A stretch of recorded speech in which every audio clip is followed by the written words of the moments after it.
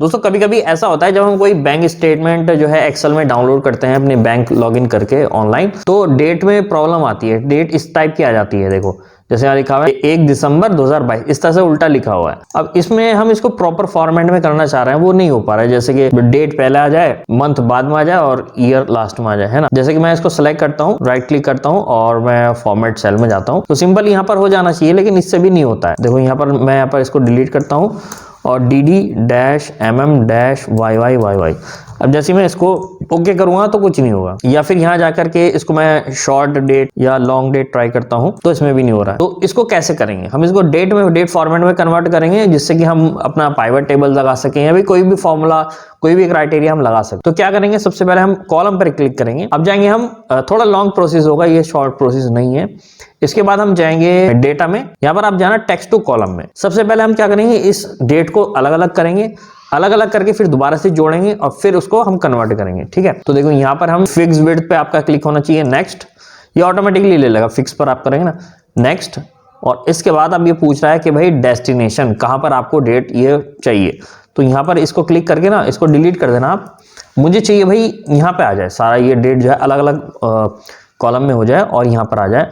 अब देखो यहाँ पर ये प्रीव्यू भी दिखा रहा है, देखो A1 2 3 3 कॉलम इसने बना दिए। अब जैसे मैं फिनिश करूंगा तो क्या होगा, ये डेट जो है 3 टुकड़ों में डिवाइड हो गई है। मंथ तो यहाँ आ गया है, डेट यहाँ आ गई है और यहाँ पर आ गया है ईयर। अब देखो यहाँ कॉमा भी लगा हुआ है। तो अब हम क्या करते हैं, सिंपल इसका पहला कॉमा डिलीट करते हैं, सेलेक्ट किया, Ctrl+H, और ऊपर हम डाल देते हैं, इसको डिलीट करते हैं कॉमा, और नीचे मुझे कुछ नहीं चाहिए, इसको मैं ब्लैंक छोड़ देता हूँ, ठीक है। तो रिप्लेस ऑल करेंगे तो ये हमारी जो है सारी डेट्स में से कॉमे हट गए हैं। अब यहाँ सिंपल तारीख आ गई है, 1 तारीख 2 तारीख 3 तारीख। अब हम क्या करेंगे, एंड का सिंबल लगा के या फिर कॉनकैटिनेट फॉर्मूला लगा के इन सभी को जोड़ेंगे। इसके बाद हम एक सिंबल दे देंगे जो भी हम डेट के बीच में लाना चाहें, चाहे वो स्लैश हो चाहे वो डैश हो।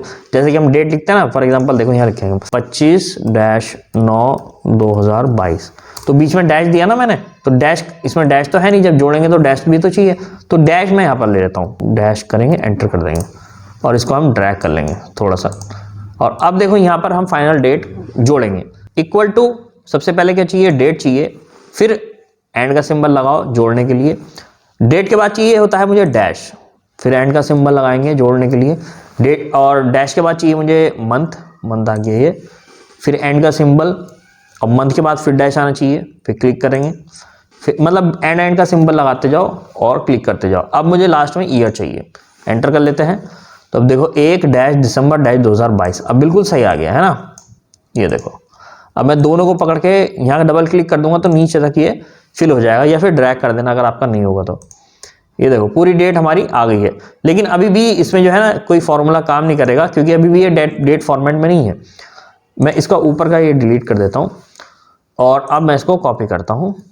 यहीं पर या तो राइट क्लिक करके पेस्ट स्पेशल कर लेते हैं, फॉर्मूले हटा लेते हैं, या फिर मैं यहाँ पर करके दिखा देता हूँ आपको, ठीक है, ताकि आपको स्टेप्स पता चल जाए।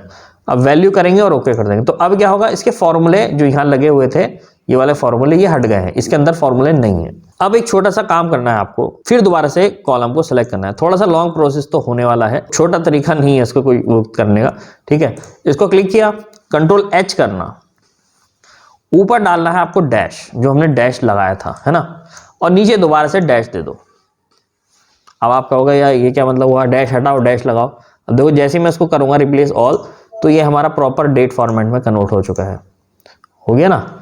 अब मैं इसमें DD-MM-YY जो भी लगाऊंगा वो हो जाएगा। देखो करता हूँ, राइट क्लिक करते हैं और फॉर्मेट सेल, और इसमें जाकर के हम दे देते हैं इसको DD-3 बार MM, 3 बार तो लगा हुआ है, 4 बार कर देते हैं, -YYYY, ओके करेंगे तो देखो चेंज हो गया। फिर कुछ और करना है, मान लो यहाँ से ले लेते हैं हम, शॉर्ट डेट कर लेते हैं तो इस तरह से आ जाएगा। लॉन्ग डेट कर लेते हैं तो लॉन्ग डेट में आ जाएगा, और कोई सा फॉर्मेट है, बस शॉर्ट डेट कर लेते हैं। नॉर्मली ज़्यादातर हम ये वाली डेट यूज़ करते हैं। तो अब हम इसको पाइवट या फिल्टर जो भी लगाना चाहें वो इजीली लगा सकते हैं। तो ये 3-4 स्टेप है, आप कर लेना। अगर आपका भी बैंक स्टेटमेंट आप डाउनलोड करते हैं तो इस फॉर्मेट में आता है, तो आप कोई फॉर्मूला अप्लाई नहीं कर पाते, तो इस तरह से इसको कर सकते हैं। बाकी इसके अलावा अगर आपको एक्सेल को डीपली सीखना है with MIS report and dashboard report, तो आप चाहें तो मेरे एक्सेल के कोर्स को ज्वाइन कर सकते हैं। जो लोग नए हैं मैं उनको बता रहा हूँ, ठीक है, जो पुराने हैं उनको तो पता ही है।